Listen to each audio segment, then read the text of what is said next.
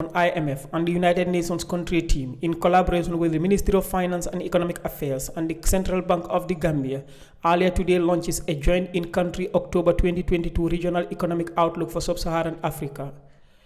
The event was an outreach to discuss the drivers of inflation and the food security situation in the Gambia, as well as authorities' policy responses.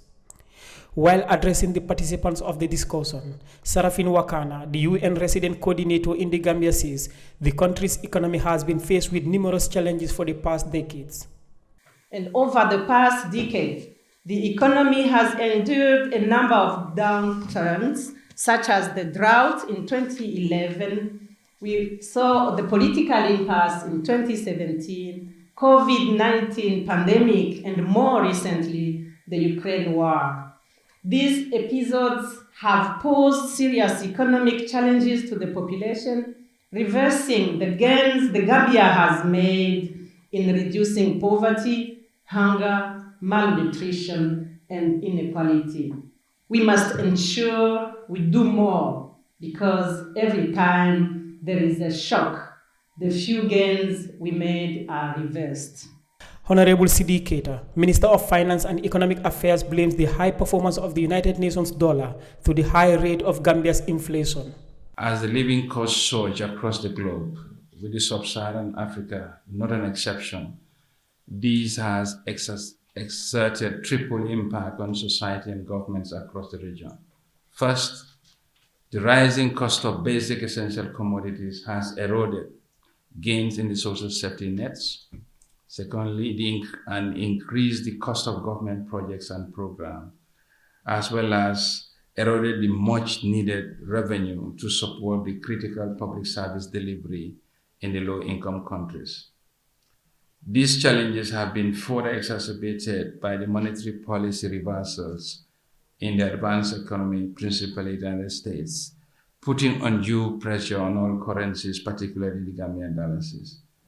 It must be noted that the United States dollar has strengthened against all major currencies, and the Gambian dollars is not an exception. That being the case, we import 90% of our consumption, and the increased inflation is mainly through imported inflations. Mr. Mamadou Bari, the IMF resident representative in the Gambia, also explained how exchange rate contributes to the inflation in other countries, including the Gambia. For countries that have fixed exchange rate, usually pegged with the euro, the inflation in those countries have been very low. So this is causing a real depreciation of exchange rate, as shown on the chart, the first chart on the left. For countries that have flexible exchange rate, in those we have real exchange rate appreciation. And this is more marked in countries that are commodity exporters, benefiting from the high commodity prices. So they still have the exchange rate is stronger, but with the inflation, they are having real exchange rate appreciation.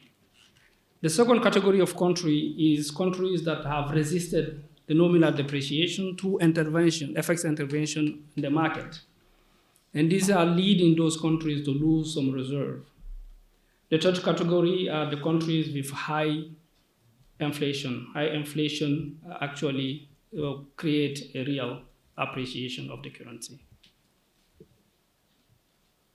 We have these global factors are associated with an increasing domestic imbalances. The high food prices and the energy prices are led to high inflation in several countries. And that is more pronounced in countries with flexible exchange rate, as shown in the first chart. 40% of the countries in the region right now have a double digit inflation. This is the case of the Gambia since April, but we will have the pleasure to follow another presentation that will dive down on the Gambia. The inflation trend observed also in the Gambia is not only proper to Gambia, it's similar to what is observed outside. The region is also similar to what is observed elsewhere. with the inflation increasing more rapidly and more persistently than have been expected. Mr. Abdoulaye Siré Diallo, first Deputy Governor of the Central Bank of the Gambia, had this to say. As we've already heard, there are unprecedented times, and we are amongst them. And we in the developing countries are at crucial crossroads. The multiple overlapping and compounding crises are exposing the fragility and vulnerabilities of our economies and threatening to reverse decades of developmental gains. A painful combination of the effects of the COVID-19 pandemic, the war in Ukraine, the growing impact of climate change, rising debt levels, as IMF has mentioned here, commodity price shocks, as we've also experienced, and rising interest rates in advanced economies is causing enormous economic challenges and financial losses in the economy of developing countries, and also deepening development challenges we are tackling. Meanwhile, Saturday, the UN country representative says the policy discussion is just the beginning of their activities with the Gambia government.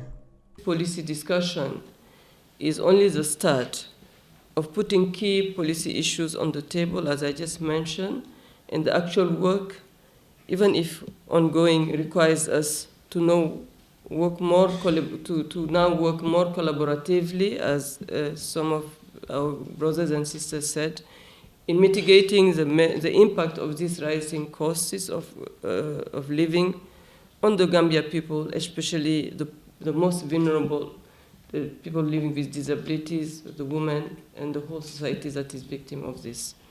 So it's a moment of solidarity, as we always said, and we already showed that solidarity in previous shocks. And we know that the Gambia is capable of maintaining this solidarity moving forward, and the high potential that the Gambia has will continue to shine. The IMF forecast global growth to slow from 6.0% in 2021 to 3.2% in 2022 and 2.7% in 2023. This is the weakest growth since 2001, except for the global financial crisis and the acute phase of the pandemic, according to the IMF. Reporting for Kerr, Fatou, I am London Cisse.